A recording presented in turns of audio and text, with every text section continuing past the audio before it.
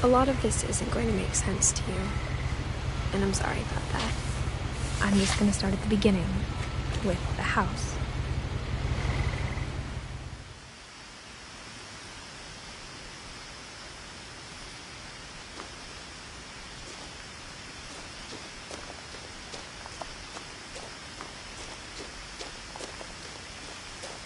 I lived here until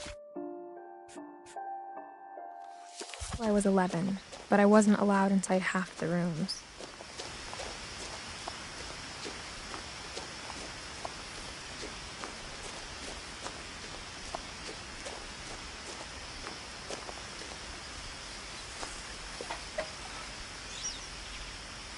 Inside the mailbox were bills from 7 years ago, marked urgent, open immediately.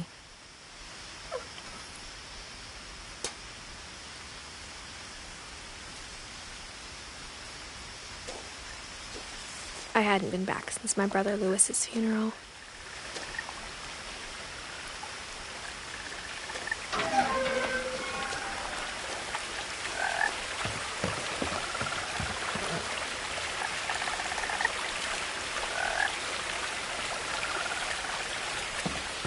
In her will, my mother left me a key, but didn't tell me what it unlocked.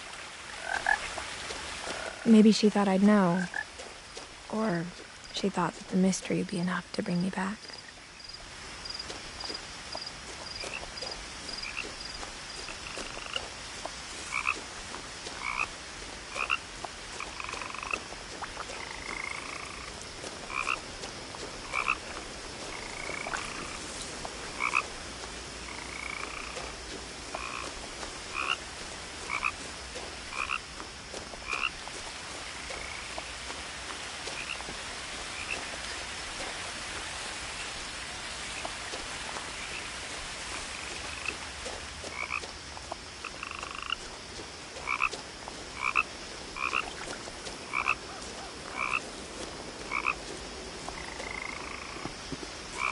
The truth is, even after I inherited the house, I never thought I'd come back to it. But now I had questions about my family that only the house knew the answers to. The woods around the house have always been uncomfortably silent, as if they're about to say something but never do.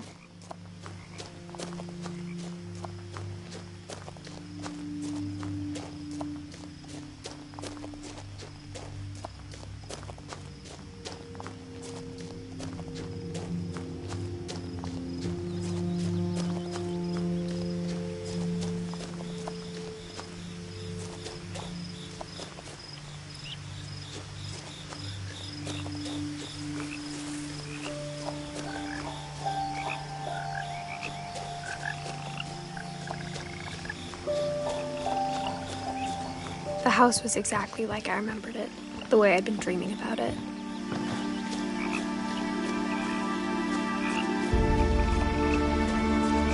As a child, the house made me uncomfortable in a way I couldn't put into words.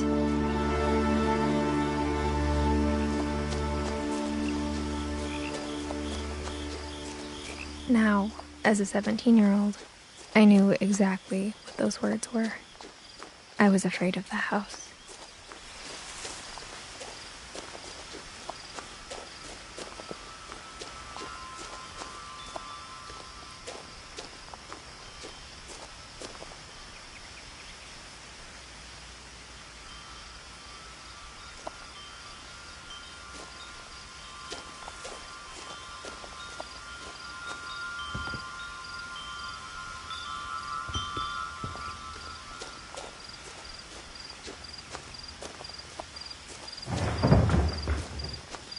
I heard something moving around in the garage.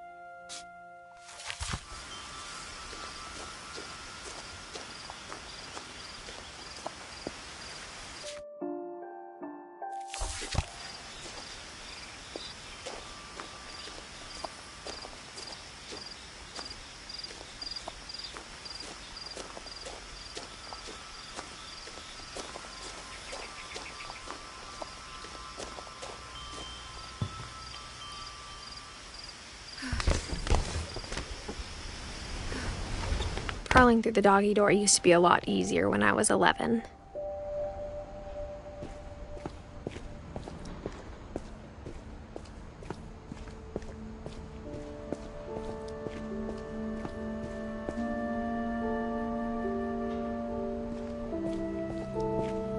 For the first time in years, I felt like I was home.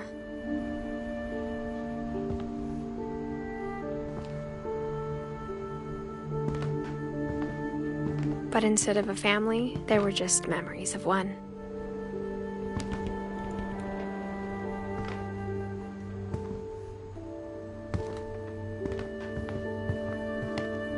Nothing in the house looked abnormal. There was just too much of it, like a smile with too many teeth.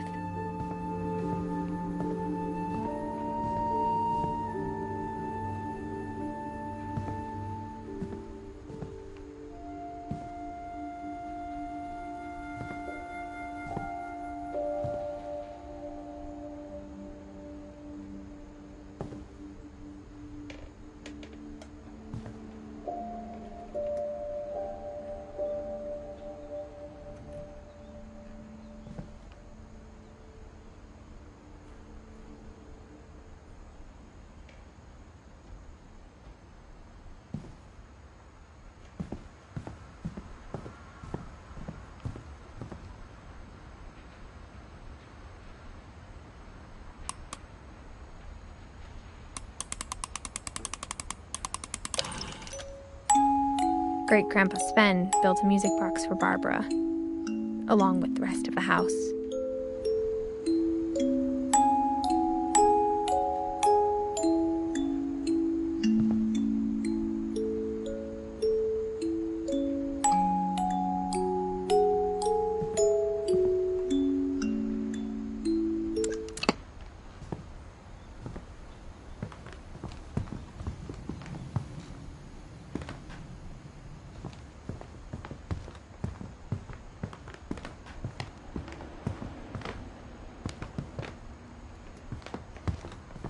The table was still a wreck from the night we left. It was like a bomb had gone off, killing everyone but sparing the furniture. My mom was the only one of us who could imagine Great-Grandma Edie living in a nursing home.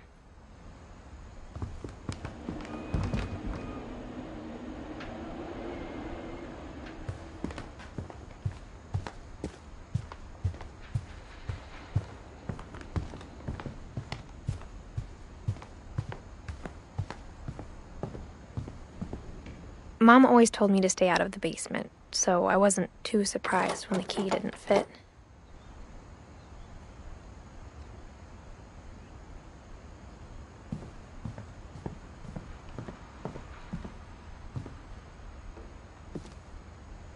After Milton disappeared, Mom sealed up all the bedrooms. Then Edie retaliated and drilled peepholes.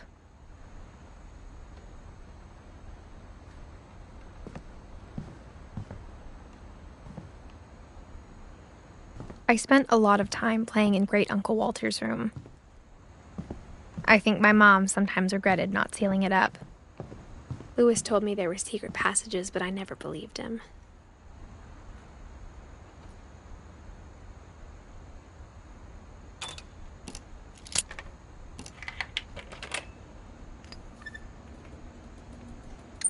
Turns out, my mom was really good at keeping secrets.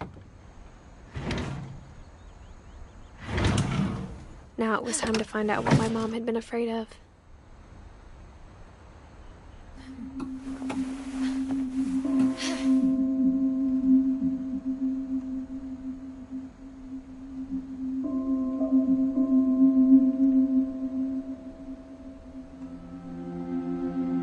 From the paintings on the wall, it was clear my brother Milton had been here before me.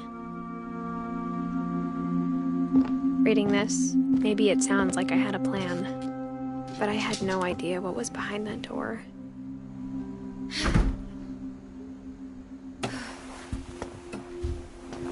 Just like I had no idea where all this was gonna lead.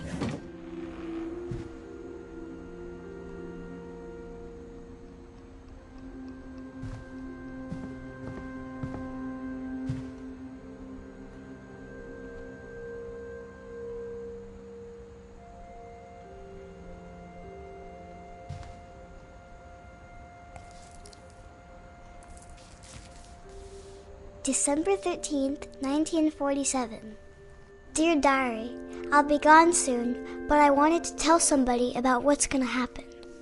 It started when Mom sent me to bed without dinner.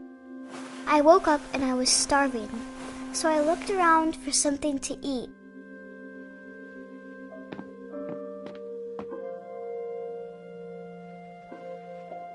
The gerbil food was dry, but I didn't mind it.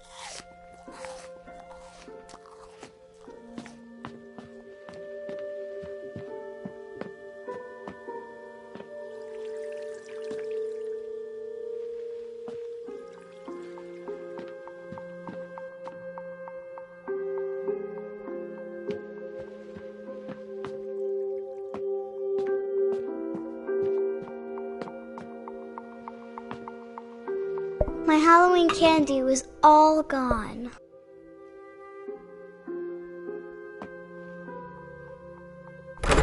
Mom, can I come out now?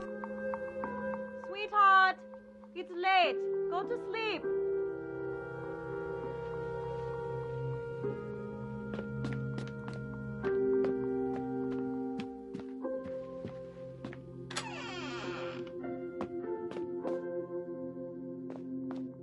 I kept eating and eating.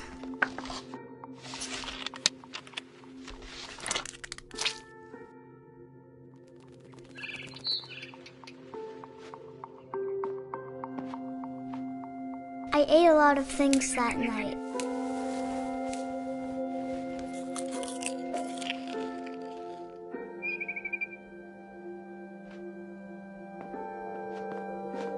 Then I heard chirping outside my window. It was a barn swallow going back to her nest. I reached out for her.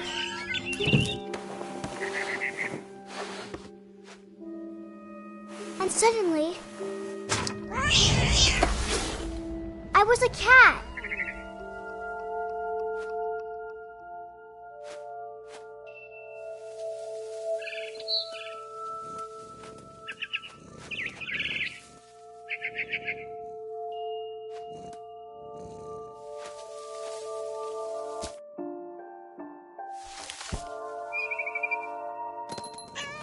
I tried to be quiet, but the bird was really scared.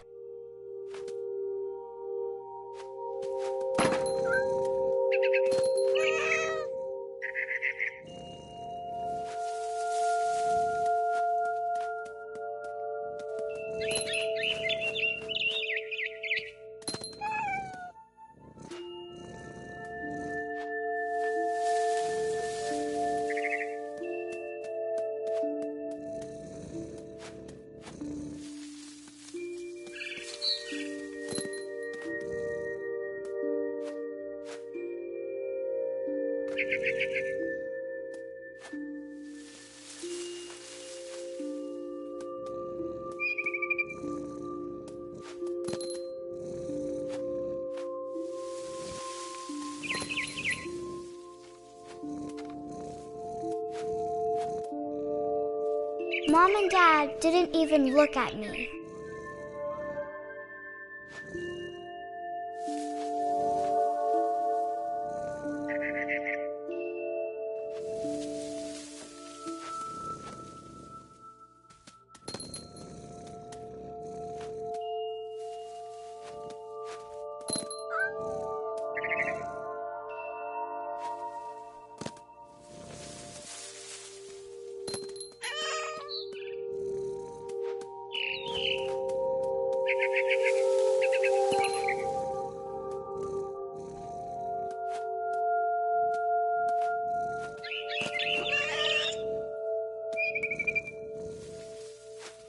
I jumped and I almost got her.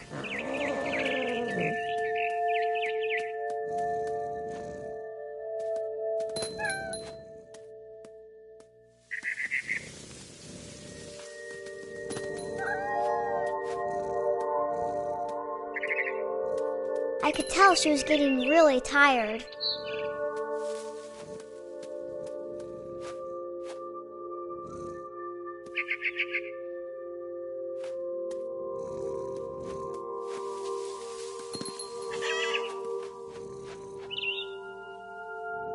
Now I was up in the big tree. I promised Dad I wouldn't climb it anymore. All I cared about was eating that mama bird.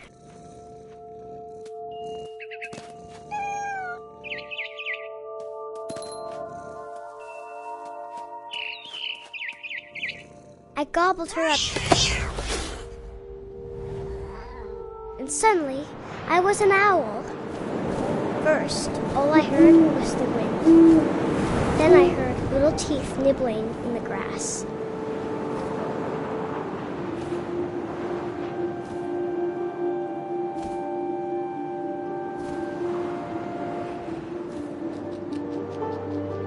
Rabbits.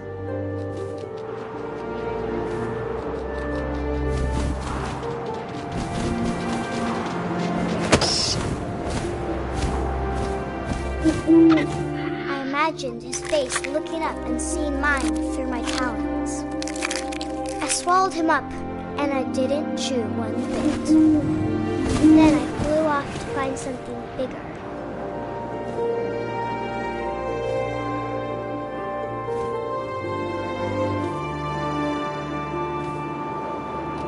A mama rabbit.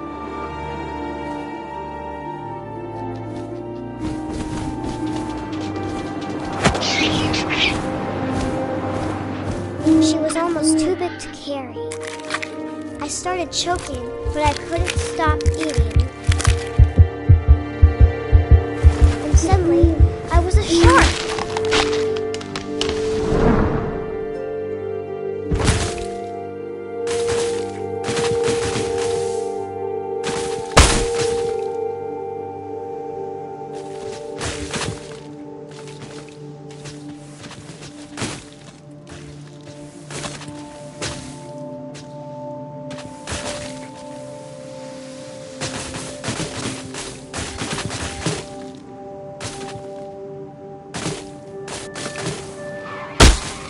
I rolled off a cliff and into the ocean. Now, I was hungrier than ever.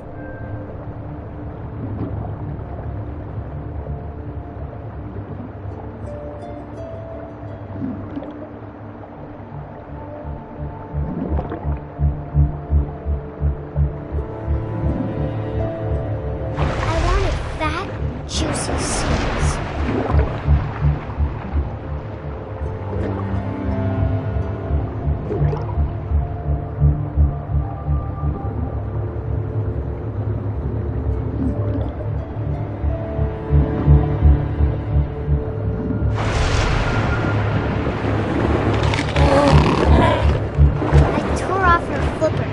Tasted really good.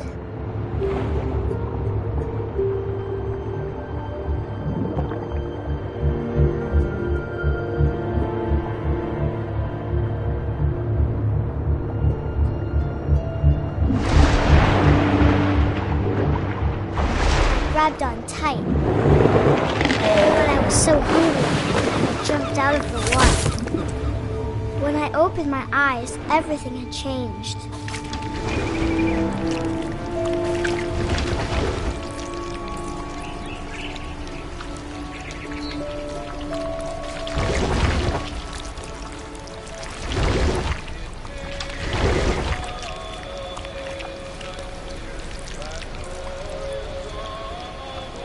Now I was a monster, and I smelled people everywhere.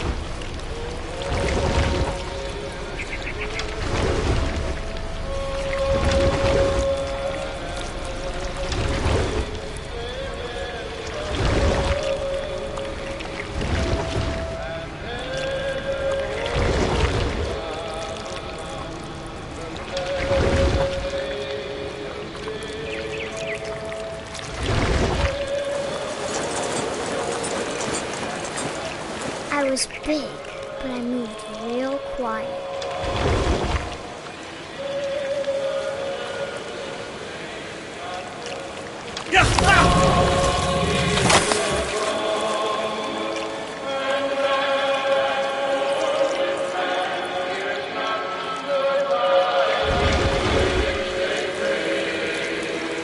I wanted to stop, but also I didn't.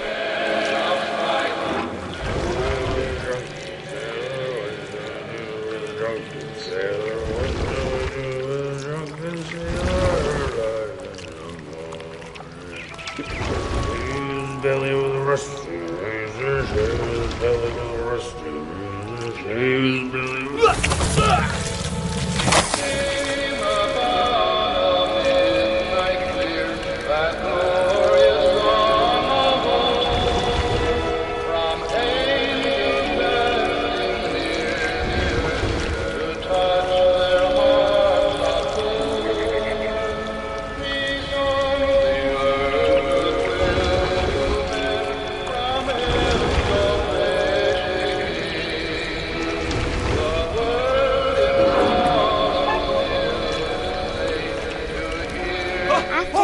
Passenger, I was still hungry. And to cross the water, we smelled something new. Something I had to have, so I swam towards it.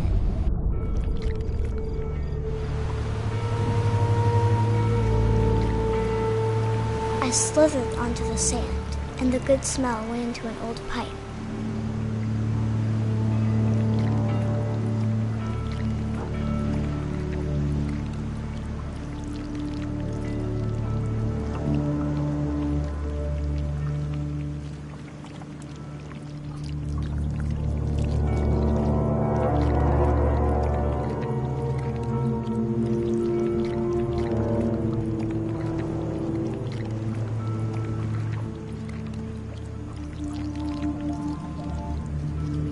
I got closer and closer.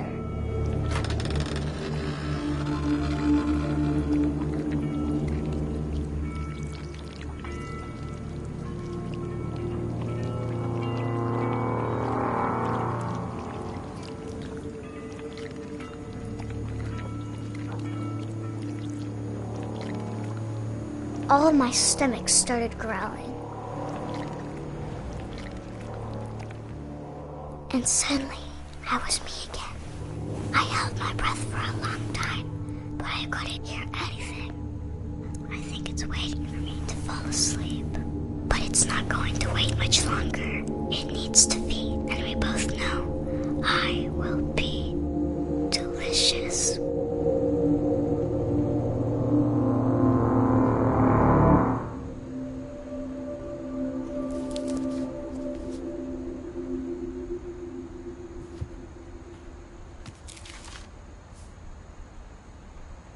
I'm not sure if I believed all of that, but I'm sure Edie would have.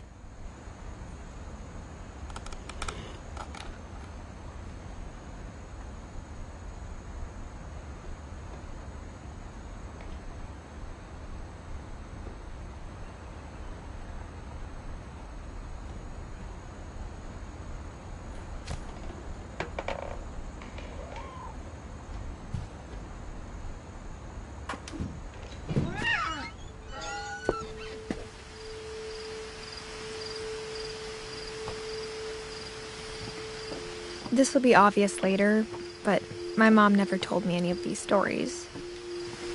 Edie would have, but Mom didn't like bringing up the past. Though, when we adopted a stray kitten, she was the one who named it Molly. I spent a lot of time in Great-Grandma Edie's room. Her room was like a museum. For 500 years, the Finches have been famous throughout Norway for their fortune and misfortune. Odin Finch buries the latest victims of the family curse, his wife Ingeborg and their newborn son, Johan. On January 7th, 1937, he set sail with his family and his house, hoping to leave the curse behind. But 40-foot waves off the coast of Washington send the house and Odin to the bottom of the sea. Odin's daughter Edie, with husband Sven and baby Molly, step ashore on their new home, Orcas Island.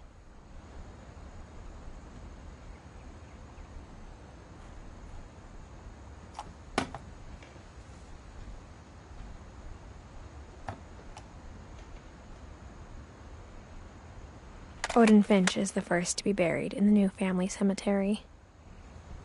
His daughter Edie is already dreaming of a new Finch house.